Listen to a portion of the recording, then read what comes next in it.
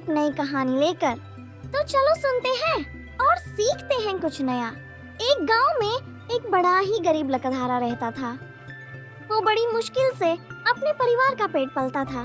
सुबह होते ही जंगल चला जाता और लकड़ी काट कर उससे बाजार में बेच आता, जिससे उसके परिवार का गुजारा भी बड़ी मुश्किल से हो पाता।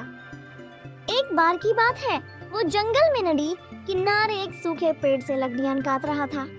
तभी अचानक उसकी कुल्हाड़ी हाथ से फिसल कर नदी में गिर गई। वो बहुत परेशान हो जाता है और मन ही मन भगवान कहता है कि वो अपनी कुल्हाड़ी के बिना तो अपने परिवार के लिए भोजन तक भी जुटा पाएगा। तभी नारी से भगवान प्रकट होते हैं और कहते हैं, हे लकड़हारे, ये लो तुम्हारी कुल्हाड़ी, परेशान ना हो। लकड़हारा देखता है कि देवता उससे एक सोने की कुल्हाड़ी दे रहे हैं जो उसकी नहीं थी। वो भगवान से कहता है, हे भगवान, ये मेरी कुल्हाड़ी नहीं है। भगवान भी बड़े आश्चर्यचकित होते हैं कि यह इंसान कितना ईमानदार है। फिर वह नदी में डुबकी लगाते हैं और एक चांदी की कुल्हाड़ी लेकर प्रकट होते हैं। लकड़हारा फिर से उसे लेने से मना कर देता है। तब देवता फिर डुबकी लगाते हैं और इस बार लकड़हारे की असली कुल्हाड़ी हाथ में लेकर प्रकट होते हैं। लकड़हारा बहुत खुश हो जाता है। तब भगवान उसे कहते हैं, हे मानव, तुम इतने गरीब होकर भी इतने ईमानदार हो। तुम चाहते तो मुझसे सोने और चांदी की कुल्हाड़ी लेकर उसे बाजार में बेचकर अच्छे पैसे कमा सकते थे, जिससे तुम्हारी गरीबी मिट जाती। लेकिन तुम इतने ईमानदार हो और सिर्फ अपनी कुल्हाड़ी देखकर ही खुश हुए।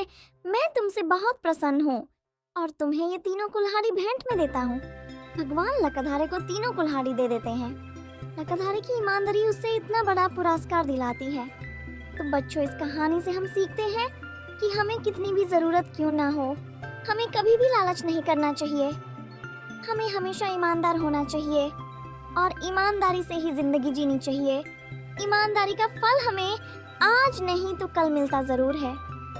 तो बच्चों, ये थी आज की कहानी। आगे मैं लेकर आने वाली हूँ और भी अलग तरह की कहानियाँ, जैसे कि मुंशी प्रेमचंद जी की कहानियाँ, हितोपदेश, नंदन, नन्हे सम्राट, ईसॉप्स फेबल्स और भी ढेर सारी सीरीज, जिससे हम सीखेंगे जीवन की नई सीख। तो बने रहना बचपन लैंड पर और प्लीज सब्सक्राइब करना ताकि आगे और कहानियाँ लेकर आ सकूं। तब तक खूब पढ़ना और खेलना।